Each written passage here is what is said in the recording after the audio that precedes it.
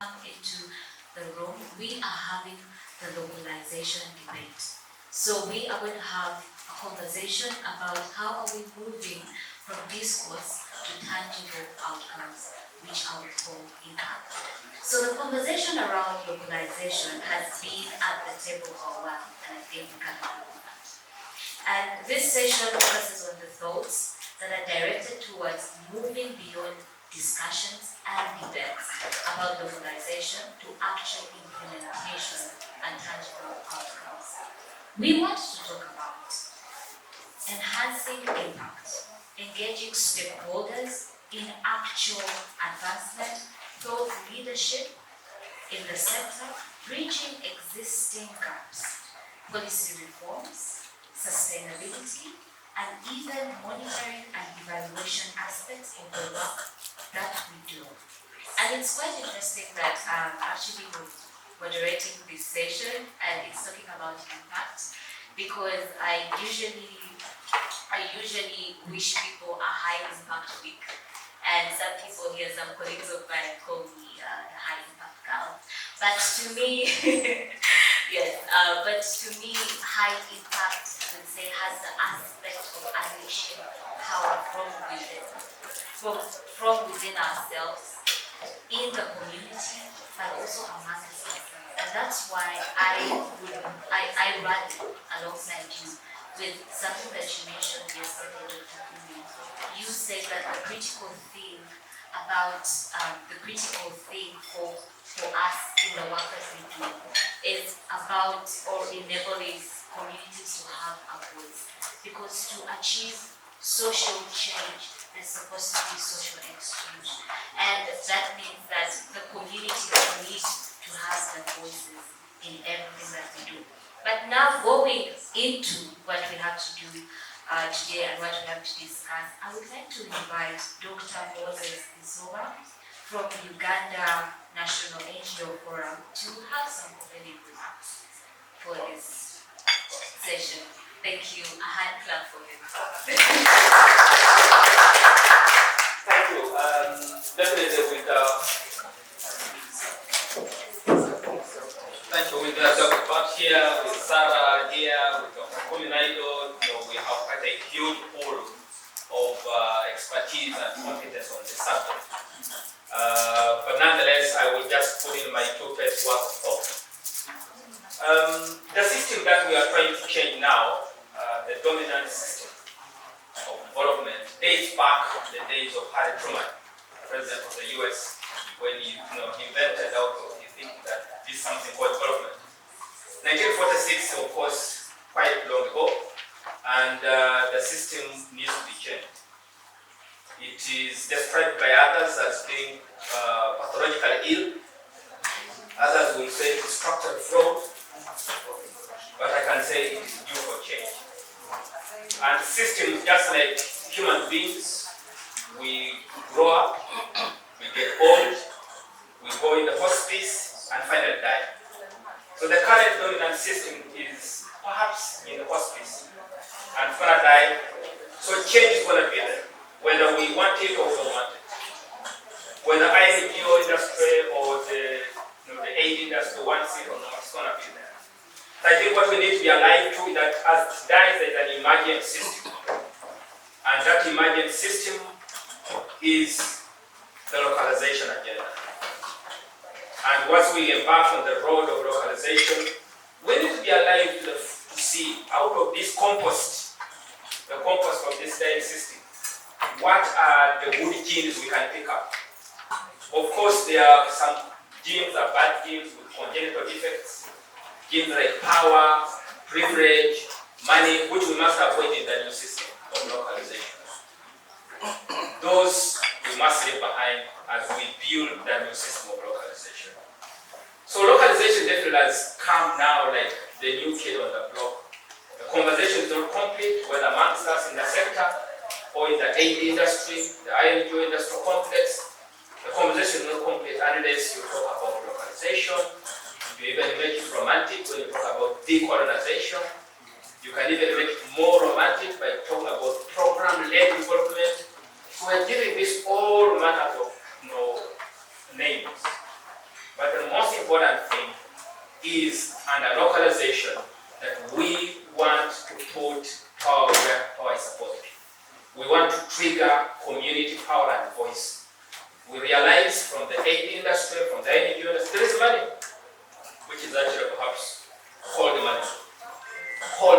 was coming from the winter place, but probably because of the relationship it gives.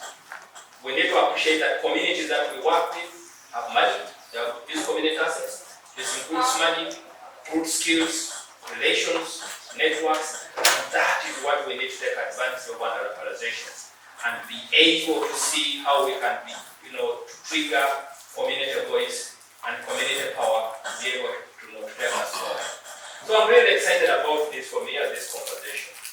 Every time I talk about this, and after we just come out of COVID, each of us must have received the jab. I want to look at localization that if we're going to succeed, we must take the vaccine approach. The vaccine approach is that it gives us 3 doses. The first dose is going to be direct funding. The second dose is that it must be unrestricted funding.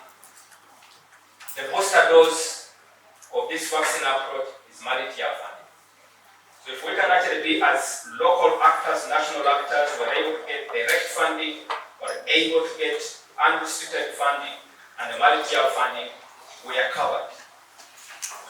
We are properly vaccinated, and we can deliver localization. And we need to contrast the vaccine approach against what I call the paracetamol approach. The paracetamol approach is for us to invest in discussing theories, what is localization, what it is not, develop toolkits, what works and what doesn't work. Now, that does not unhook us from the addiction of resources from the north. What unhooks us from that addiction is the vaccine approach. So thank you for making the time for this, and I just want to make sure that we hear from the panelists. Thanks again. Thank you so much, Dr. Moses, for that. And now going into our discussion. From discourse to action, and this question I'd love to hear all your perspectives from Sarah to Dr. Gumi to Dr. Jacob. From discourse to action, what is the biggest holdback in making the shift, and how do we navigate that? So, thank you very much. I think I just want to start by acknowledging Moses. People don't know that Moses probably, more than anybody else, played the biggest role in the setting up of the African-wide social movement, the Africans Rising for Justice, Peace and Dignity. He and I were the co-collaborators between 2016 and 2018. I worked as a volunteer, he was at TCDC, and I just want to acknowledge and I'm glad that and Moses, though I do have a disagreement which I have to start with. I don't think the current system is in the hospice. I think it's in the ICU. Right? No, seriously, it's quite an important distinction. I think it's still in the ICU, constantly being able to be recovered by some band-aid. That's the power people with power do. We have to work to put it in the hospice. Right? So I think, in the decades ago, in the international NGO movement, they used to have, I wasn't part of it then, but they used to have these debates about localization in a very different way, decentralization, and so on. And basically it was about how do you move the power from the global north and the presence of all the offices in the north and so on and that kept going like this. And you look at the sad reality with Amnesty International. So the predecessor at Amnesty, Salil, laid the work for what was called moving closer to the ground, which is moving all the capacity, rather than why should the team working on French-speaking countries in Africa sit in Paris when they can sit in Dakar close to the ground, right? So a lot of that happened, but understand that is being reversed right now, right? So you always have these back end because of the power dynamics of control and so on. But I just want to say that the biggest challenge we face is how we see the need for resources, right? And while we of course need resources, I think we wait to take action far too long at the local level, even though we have the capability to do things without necessarily getting any resources. for most of the social innovation and positive things that are happening in the continent right now at grassroots level, right? There are thousands and thousands of communities all across our continent that are not waiting at the very grassroots level, will organize with the church, with the jumble sale, with local mobilization of resources to get a couple things done. And I don't know whether we can make a call on Jacob and the African Center for Philanthropy, if maybe you all have done this already. It would be a really good exercise to look at how the global north abandoned us during COVID, right? And how communities across the continent, right, without funders and so on, were able to build resilience and to respond. The last thing I would say, we use this term global north and global south. It took a long time for us to even get that orientation. But I just want to say we need to push that language away now. We must move beyond that. And we need to say what it is, which is the global. When you say global south, you must understand we're talking about the global majority. When we talk about global north, we need to understand we're talking about the global minority. When we put it in those terms, it gives us much greater power. However, I want to conclude this conversation with this point, right? When we're talking about this, there are people, human beings, sitting in different positions of responsibility, right? And we must be very clear that we all live in a geography lottery. And what do I mean by a geography lottery?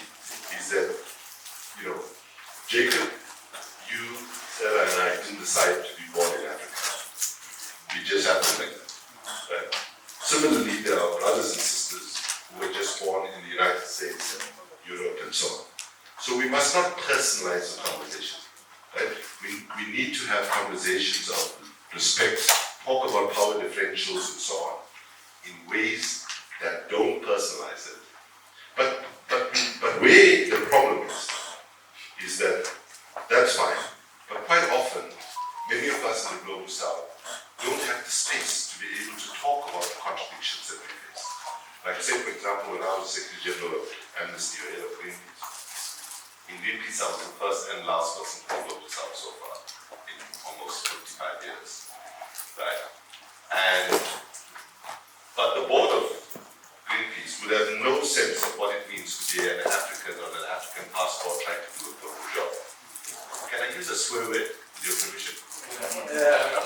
Okay, so I always say if I were to write an autobiography of my work working at the global level, the title of it would be Visas, Fucking Visas, right? So now nobody takes into account what it means for you to do that work.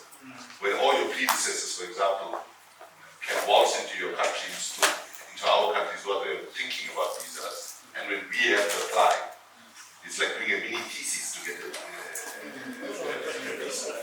Okay, so we need to be. So what we're saying is, obviously, our brothers and sisters who work with us from the global south, they've not designed those visa regimes and so on. But what we appeal to them, if we're going to engage as equals in serious localization implementation, then there has to be an acknowledgement of the power differential. They need to speak out in their countries to say that there's an international, the curtailment of international civic mobility, if you want, right? Which got very bad since 9/11, you know. So I think I went slightly off topic. I apologize. But I was also going to just say, I know you're struggling with how to address me. So please don't call me Dr. Kubi. If you're struggling with Kubi because of age, then just call me Uncle Kubi.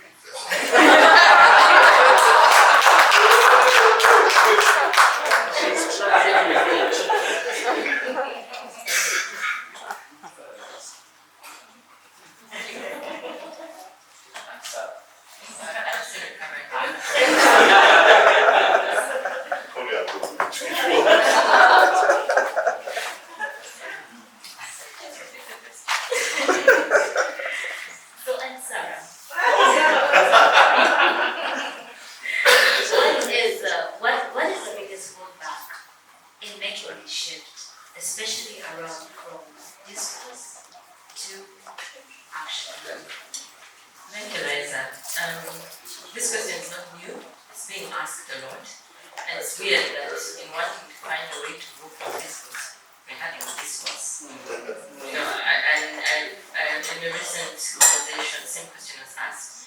And personally, working with communities, the time I've spent in society, I think the answer is simple. I think it's that we are afraid to be vulnerable. No, we always talk about the power, but we do not want to invest in understanding what it means to take away my power. Nobody wants to be vulnerable. For those of us in this room, for us the foot soldiers that work with NGOs, if everything you knew, if you're going to walk up today and say, look, trash it all, trash it, the reports and everything, we'll be running around like headless chickens. Because we've not been attuned to how to do it, we've not even thought about it. I mean, when your parent dies, you don't plan when your father will die. You don't say, oh, when daddy dies, this is what I'll do. No. You hope that you'll be there, and that's what we do in our jobs. Now, the biggest problem is that if I don't retain some sort of power, I lose my identity.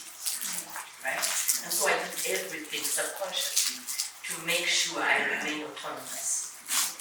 So even when we're talking about it, the easiest way is to hide it 10 principles of 5-point programs. I mean, for those of us in Uganda, every region that came and said we have a 10-point program for how we'll take over, they never did anything they said in the 10-point program. They're still struggling with the 10 commandments. But the point for me is that until we accept to be vulnerable, until the donor is willing to hear me say, look, your things won't work. Until we NGO workers are able to accept, like I did when we went to a field, and the committee told us, you're not giving money, we're not coming, and they did come. Right? And for us to go back and tell our supervisors, look, this is what happened. For as long as we're willing to be vulnerable, then, you know, we can make some headway. And you can play whichever level you want to play it at, whether it's donor level, whether it's at community level, whether it's our own level, because there's levels to this. The point is no one wants to have no power. And then when we understand and make it clear, it's okay. It's okay to let go, right? It's okay to let go. Your power doesn't have to overshadow mine, or vice versa. It's just about, and I don't want to say sharing power, but we're all afraid, and we all want to get ahead. That's really it for me. Thank you so much, Lisa. And now I'm moving to so the whole tunnel is Abdul and Auntie. So passing the mic to Uncle Jim, please. We'd like to hear your perspective. Okay, I want to start from where Sarah said community refusing to come because they are not being given money. Give us a short. In around 2005, you can remember, I come from a community in Kenya where that is where I was born. Now I come from elsewhere. And we are a very small community ethnically, but that is the locus that was given to us in terms of the prison to look at ourselves as this community, this. But then, in the wisdom of the colonialists, when they came, so many small of us, they lumped us together and called us the Mary. We are intelligible because we neighbors and all that, but the Raka component of the Mary are a very tiny minority. And since independence, and now there is a lot of celebration for nothing. Because since independence, we never even had even an inch of middle class goodies, tarmac, lights, etc. And around 2005, if this one big NGO, I will not name it, but they were doing community development. They were helping us building schools in the Rana. For, at the time, a classroom cost 50,000 Kenyan shillings to build, when parents are building themselves and everything is complete. This international NGO, international repute, doing a lot of good work, in quotes, was building at 200,000. And after a couple of experiments in the end, students said, we don't want your classrooms. It's like, what's wrong there? And unfortunately, people was part of the people that were organizing communities and saying, we don't want your classrooms. We did not want the money. However, when you look at the concept of localization, this is what was happening. These guys come with their engineers and builders from Nairobi with four-wheel drives that, of course, they need them. We are walking, they need four-wheel drives to come. They sit there so they are doing things that do not make sense. And for the same quality of classroom and everything else, it's 4 times as much. He said, no, we're not interested. Go away with your money. And we can continue building. When I started school in nursery 1979, I was under a tree. By the time I finished, the school I went to and stone buildings, with the concrete and water, whatever, maybe not as furnished, but it was more decent. What is the story of localization that I'm talking about there? Are we localizing the power and the resources the students say?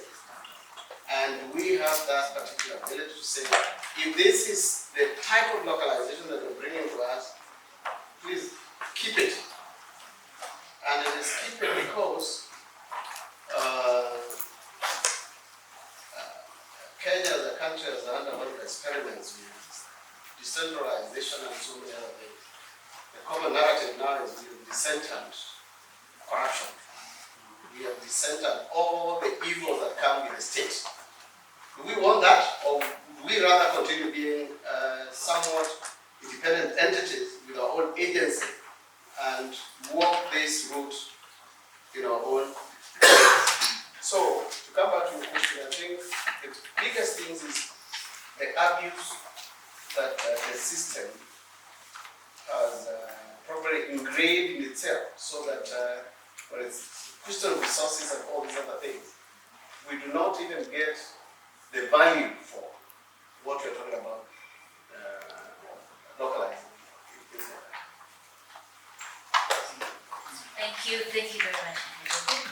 Just so you should know, I think I'm the only moderator in time that can hold the But we are moving on to the next question that will be going to Auntie Sarah.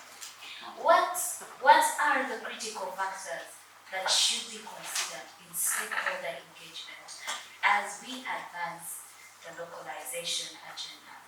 And I would love for you to share what has worked for you and what is not working. Thank you, my daughter. Okay. Well, in answer to this question, there are 2 ways I could answer this. The first is the obvious, we all know, right? Critical factors: identify, understand your stakeholder. That we all know. Another critical factor is be clear with your communication, be transparent. That we know. It's the everyday, discourse. We also have capacity enhancement, training, resources, flexibility, adaptability, M&E, collaboration and partnership. That's the obvious, comfortable answer to that question, right? However, the other uncomfortable way to answer this is that when we talk about localization agenda, it's not just about moving resources, moving more resources, right, to the community. It's not just about shifting power. It's not just about those things. It's, like I said earlier, there are levels to it, right? So even if you shifted the percentage from the current 2 to more of the 25 into 1, it doesn't mean that it will translate because of what I said earlier, the whole power vulnerability equation. Now, in our work, and I'll answer this Jody, we work with communities. Antonio likes calling me the Beyonce of community philanthropy. And I don't like Beyonce. But the thing here is this, look, everything takes time, right? If I were to ask Moses, what makes you a good husband? He'll probably say, oh, I do this with my family, I make sure I provide, I make sure, but that's, ladies, that's not what makes you a good husband. We tell you if you're a good husband, based on how we want our husband to be, not on how you were raised to be a good father, husband, husband. No, we the women will tell you, look, you can provide all those things, but if you do not see to my other needs, right, then you're not being a good husband. Please, correct? Yeah. Now, the same with localization agenda. You sit somewhere and decide that you want to localize. I mean, it's like telling a woman who has made up her mind and said she wants to stay home and not work. You're telling her no now because the whole world is saying, no, you should be equal, you should go and get a job. I don't want to get a job. I want to stay home and have you take care of me. And then we say that woman is not serious. You see, that is your opinion on her seriousness. If she's made peace with staying home and being a stay-at-home mother, that's her power. Why take it away from her? You understand? So critical factors really, in what we have learned, and my team is here with me today, we've had to be intentional. We found a donor who was willing to support us in this development work.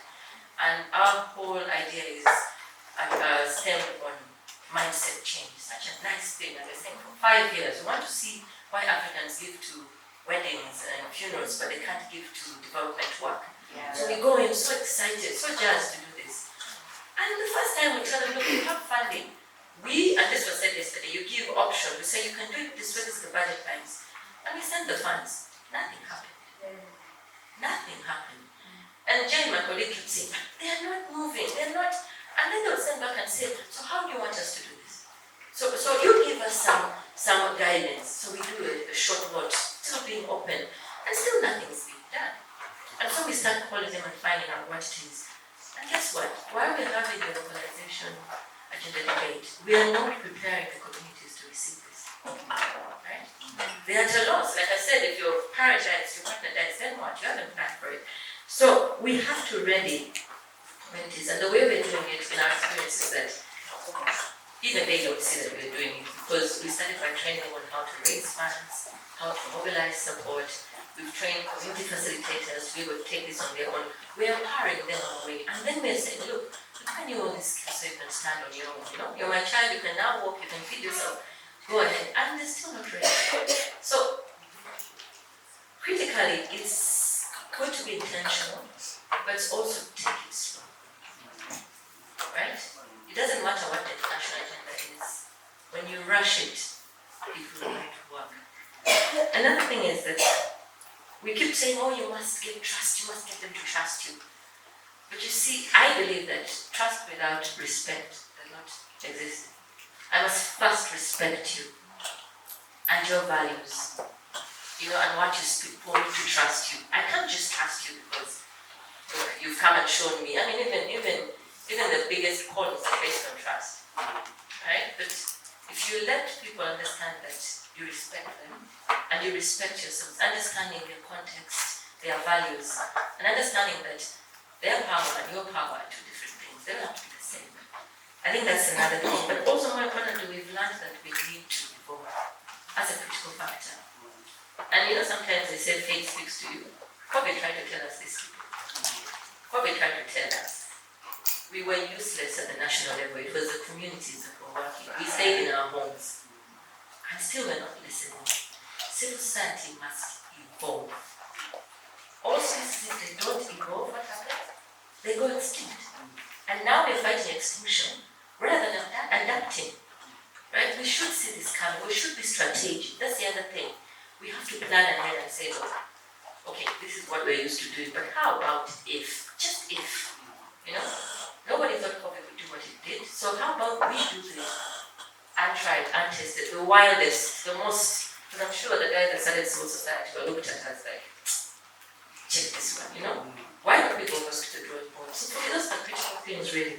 Be intentional, be slow, but respect, You can do the normal shared goals and all the things I said before, but there are things that have to do with the fabric of who human beings are. Because remember, we are born out of passion as NGOs. Now to answer these questions, we need to tap back. Argue about that and probably try to describe what it looks like. However, I think there are certain things about nurturing environment for philanthropy or civil society more generic, which has to do with cultivation of norms. And by this I mean, these are norms that need to be built on all the things that Sarah's been talking to. Trust. And take taking all the time to build the trust between the relationship, because philanthropy is a relationship transaction. Some people are giving their money, others are giving their time at different scales, at different locations, at different times, and things like that. So if we are able to cultivate norms that are built around trust, also in ensuring, and how do we build that trust? It is in the Raka community that I talked about. You don't go there making assumptions that you have answers to their problems, because you don't even know what their problems are. And when you send Jacob from X place to go to Raka as a quote-unquote development missionary, he goes there, does quote-unquote an needs assessment, and you come up with wonderful written proposals, and yeah, they'll fund you. But is that the real felt need about? And so we have so many, probably Africa and maybe so many other developed parts of the world, developing parts of the world, even when we use the term, junkyards or graveyards of development experiments. You come in, do what you want to do, and because it's not even there, these people's development. I'll give another story. This time I will name the organization. CEDA, Swedish. Around late 80s, I was still growing up, and the NGO phenomenon had not been phenomenalized. Came to my community, and we have so many rivers around. But then they were working on a project on safe water, or similar to wash programs today. Things keep on going in circles. They did not pipe the water for us, or clean the water and pipe it up. Because there was a lot of intestinal problems, what do they call it? Moibas and all those others. So the solution was sink boreholes. And in their wisdom, some boreholes were sunk next to river banks. Instead of, and that water is salty, so it can't even support maybe growing with it. But you also still have to go very far away. We used to call these boreholes Kisima, which is a well, or Sida. It's not even the community X well, because it's not ours. They came and they done it. What did Sida take away? And this is typical of development of the continent. These people will come with beautiful cars, big ones. But when they are living, because they have sunk a borehole, they are borehole. You will go with goats that we have given as gifts. You go with chicken and many grains and many other things. Well, anyway, early 90s, Sida folded the project. And if you go there now, over 90% of those boreholes are dead, except for places probably that were needed, but not where I come from, because there are so many rivers. So we've been raising money to pipe and clean our own water and take it to homes. So what was the value of all that? So when we're talking about norms, that trust, but also ensuring that we are really connecting to, and I like the term about people who have started themselves, because those particular type of projects, the ones that my father started, the ones that we are starting, those ones will never die. We know the value. And if you go to these communities and start supporting them on things that you already started, they know exactly what their problems are. You're probably likely to succeed, you're likely to transform, because you're walking the journey with them, as opposed to, yeah, I know what's wrong with you. You're getting too much amoeba. I'm going to give you this water because this is clean water from underground. It's not contaminated.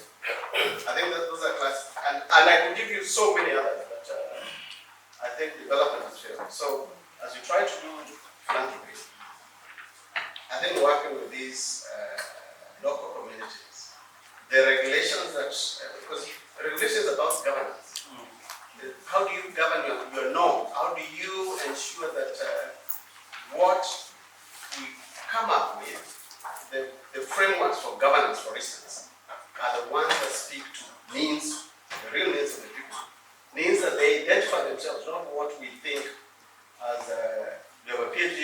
that reason you think that you are the Jesus Christ or the Beyonce or whatever. Thank you. Thank you very much. Thank you. I am going to throw this to Uncle Kumi. Borrowing from your experience in climate justice and action space, how can we make localization sustainable? And how do we tap into the monitoring and evaluation as tools to advance the localization agenda? So there's quite a few. Sorry, thank you, Isabel. Can I say something about the last question briefly? Because what the question, the way I understood it, was what kind of policy interventions do we need to strengthen the localization agenda, right? And I've been involved through the Resource Alliance, which used to be known as the International Fundraising Group. You might know they have a big conference in the Netherlands, and they sort of support the resource mobilization capability of civil society.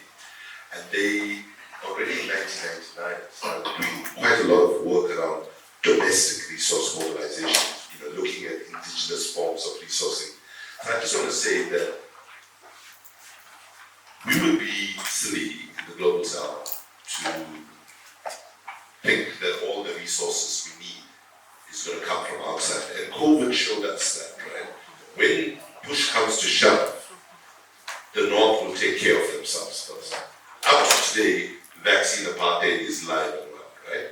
So we have to start thinking about how we build the policy frameworks that encourage the possibility of resource mobilization at the domestic level.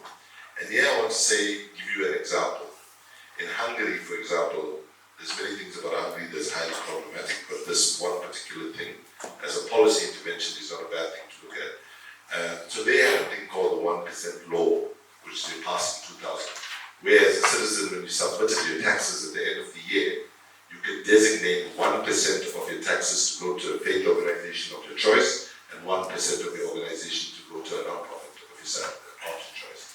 Now those are the kinds of actual policy interventions you can actually, our governments could make to encourage greater giving domestically, including, of course, building other forms of tax breaks if people actually contribute.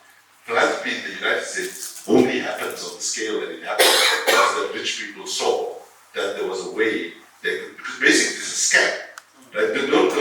It's a total scam, right? If you look at how philanthropy emerged, it was a way in which rich people could actually pay less taxes and look good. And the problem is they've got far too much power, right? In all our decision making, and even domestically. Let's just be clear, Dangote, everybody else that are emerging, should they have the power that they have around decision making because they did very well in business and exploited a broken economic system to advance themselves, right? So those are the kind of things. And let me just say, in concluding that point, is there potential for this in Africa? Absolutely. Because if you look at religious giving, right? Religious giving on our continent is massive, right?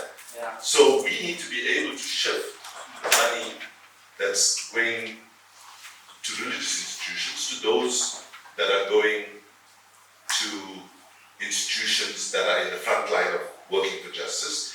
And I think God would be okay if some of the money shifted from to serving the poor.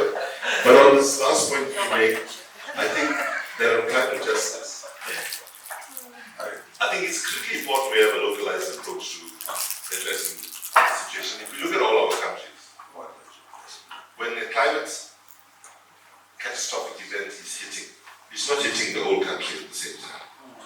And part of what we need to do is build real economic resilience at the local level. So what does it mean at a village level? At a village level, it means ensuring people have a borehole that they decided where it should go, and that is viable, right? That is not overexploited, that kills the aquifer, then you don't have water after that. It's a question of ensuring people have land for sustainable agriculture. It's about mobilizing the resources for decent housing. And then I just want to say, lastly, because I see time is tight, on the monitoring and evaluation thing, right? I just want to, I'm an outsider in this conversation, so I admit that in a minority position, I still would like to have used the mic that I got here to make the minority position. Basically, I think monitoring and evaluation is far, far, far overrated, that it's become an industry in itself, right? Seriously. There are big conferences that I've been, when I was at Civicus, I gave one opening address in Vietnam, at a World Bank Island, and the whole thing was about monitoring and evaluation, the whole industry, right? Now, I'm not saying that monitoring and evaluation is not important, but it's important that we recognize that not everything that counts can be measured, and not everything that can be measured helps, right? And I would just end with that caution. Thank you. Thank you very much. And just sharing one of the policies about the 1% in some of the countries that you mentioned, that companies give 1%. I think we've also seen that here in Uganda, in the private sector, there is Standard Bank that has a 1% and they do a lot of CSI, social investment, and they're really, really good. So Sorry, Ms. Amani, did you say Standard Bank? Standard Bank. So I can't not say this, It's actually a Standard Bank. right? So let me just say that just underlines the conundrum made, right? Because we have to make sure that those institutions, for 1%, which is nothing for them, right? They've done a fiddle of the books anyway, right? And they don't get credibility. Because Standard Bank is in the midst, one of other banks, with Total Energy, is about to devastate East Africa through the East Africa crude oil. Like they are promising jobs and all of that. And all that oil, guess where it's going? Netherlands. It's going to be refined in the Netherlands. It's colonial as it comes. And just for the record, if you want to see an interesting photograph of myself, you can go online and you see me being thrown out by 5 burly white guys from the Standard Bank meeting less than 3 weeks ago when we went to the AGM to say this must stop.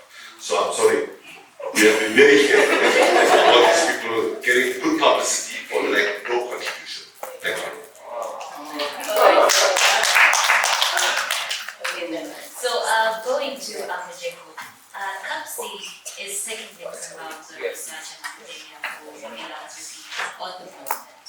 How do we leverage academia and research as key value drivers in advancing the localization agenda? So, value drivers. I think that's could we answer you back a little earlier? We talked about whether we've done it work or COVID vaccine. Actually, Ben Moyer is here. Actually, the book which came out not too long ago. Was it a month or 2 months? We haven't even done a formal launch on philanthropic responses to COVID-19 on the African continent. Looking at the Pan-African infrastructure that was able to increase martial private giving, but also captures various aspects of giving at local community levels, but also how the critical role that civil society plays. I was in South Africa, just arrived back in South Africa for 6 years in the Pacific. And the first thing when the pandemic struck was I saw soldiers on the streets. I've never seen South African soldiers before. Guns, very big guns. And I don't know what you call it, but these big machines that normally used for crowd control and things like that. So anyway, and there was a lot of militarization of I remember trying to make a walk after 3 or 4 days of sitting in my house. I mean, within a minute, there is a siren, police siren, and military. What are you doing here? I said, I'm trying to strike. Like, go back. Okay. Now, that's not the story.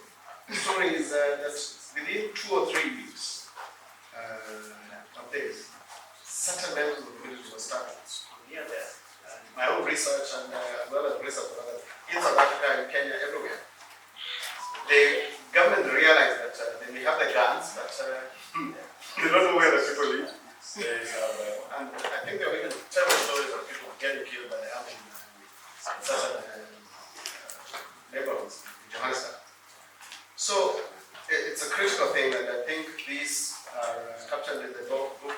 Professor Boy was co-edited. It's one thing. But on data, the element of values that we're talking about, I think one is the need to define what is important to us as a community. I know my friend Brian will not agree that we are a community. We are probably gathered here as people, as free agents in of the empire. In one or another. To some extent, I do agree with it, but I think if we agree, the movement building element, that, and then we define that which we think is important. I think this is, to be fair, it's a process that has been going on for quite a while. The 20-year anniversary that we are in now. There may be so many free agents, but I think there's movement toward that. And when you look at the type of research that, not just in the academia, where I am, but I think the East Africa Family Network and other publications, CIFSOs, and different, the severe, last night we were launching a platform on data. I think when you look at all these things, it starts to tell us something. And I think the most important thing is, once we define what we want, then that can be able to drive the research agenda, number one, because then we also drive data that is relevant in our own program, whether it is localization. A friend of mine calls it, is in this conference. I interviewed him for one of the papers during the COVID thing. And he told, when I asked him his opinion about localization, he told me, what? Localization. Then he says, that is Henry in a different court. And I'll give examples here. You have an NGO, let's say Amnesty for sake of. So Amnesty moves to Johannesburg or to wherever. Comes with all the infrastructure, all the power that they're always wearing, all the networks, etc., including access to those that fund. You come and locate it in Zanzibar, on this island, and they are now quote unquote and call it Amnesty International Zanzibar. Great. Have you localized? Or is it Henry the new court? Are you still working the same structural issues and the mentality? And one of the things when you get into international development is usually, like I say, I was exposed to this when I first went to India. I was first registered by the British High Commission as a worker. Before being registered by the Kenyan High Commission, they took me to British because I was working for British Nigeria. So. Mine is really an observation, and think of it as a question. What is the role of the local communities we are talking about in this localization? Because we are talking about local communities. What is their specific role? What is in this for them? Or we sit here and decide for them what should happen and not happen. I believe they are, like all of us, they know something, they don't know everything. Just like us, we also know something, we don't know everything. So we need to find out, sit down together and decide that. But as I sit down, I would think that the problem or the challenge for us Africans is actually mindset change. We can blame the donors, we can blame colonization, we can blame whoever we want to blame. But how about ourselves? What have we done ourselves for ourselves? Thank you. I'm coming from Reginald Mengi, People with Disabilities Foundation. I'm based in Dar es Salaam. My question is, what is the role of the media? We are singing with our agenda, but we don't see how they can really take the drive to the local people because they are there. And what is the role of religious institution? Because you go there with your melody, they tell this money is from Freemason. These people are devil worshippers, and they help the people. They stay with the people, and they are the one who knows the language to tell the people. Thank you. Thank you too. My question is, what power are we shifting? I understood that we shared an analysis from day one of the state of the world, whether it's from an ecological perspective, which my brother Kumi you've been working on, or the economic and financial systems that you used to work on, or that's a financialization, or the militarization we're seeing generally, and the capture and recapture of states and society and public goods by transnational corporations that are bigger than nations. So if this is a power we are doing, and localization historically has led to what I think Prof. Dr. you're talking about. Coca-Cola realizes there's a problem, they move their headquarters to Mozambique, and they say we've localized, they employ a few Mozambicans, but the model still stays the same. When will, and that's linked to the question I was saying earlier on, Kumi, about Bantustans are the local. They were not created for empowerment. So how do you globalize the African local so that it affects where real power is being manufactured and transacted, accepting that resources don't exclusively come from Africa? And how do you deal with the fact that we have immediate humanitarian concerns, but we have practical long-term? The world is not going to wait for us to fix our humanitarian concerns before the power shifts digitally, militarily, and financially to a stage where we are not only outside the room, we are actually being chased off the continent. So what is it, which power is this that we keep saying shifting power? My brother Jacob raised the issue that more or less touched the localization agenda, the element of a community throwing away a project. We are now debating strategies of how do we localize, but my elder brought the point that I wanted to raise. Where is the community in this? Where are their voices? We are more or less doing top-bottom debate, discussion, throwing our big ideas and knowledge, but we needed the community here to say, yeah, this is how we feel about localization. To me, there is a gap, because in any case, we may fail to fit in their views in this agenda. I have worked in a refugee setting.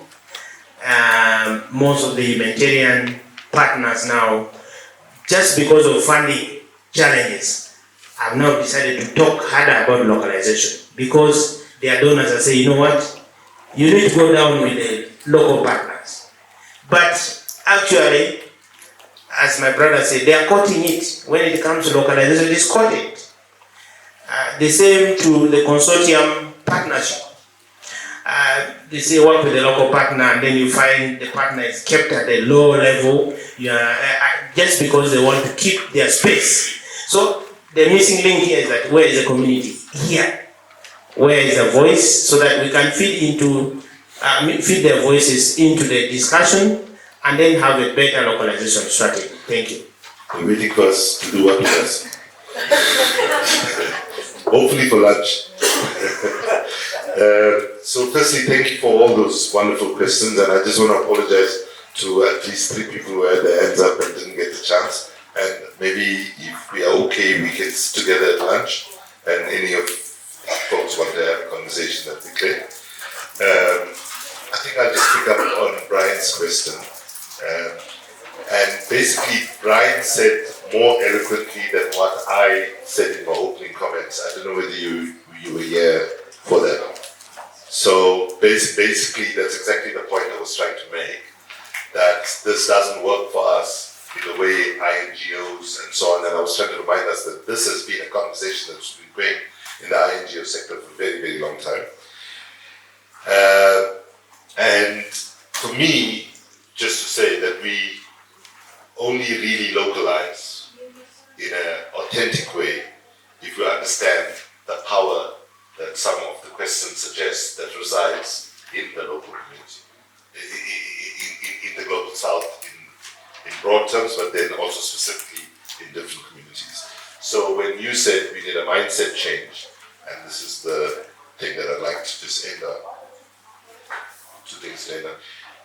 I think the most important mindset change we need globally, but also on our continent, is for us to recognize that the worst disease we're dealing with is not COVID, but it's a disease that you could call affluenza, right?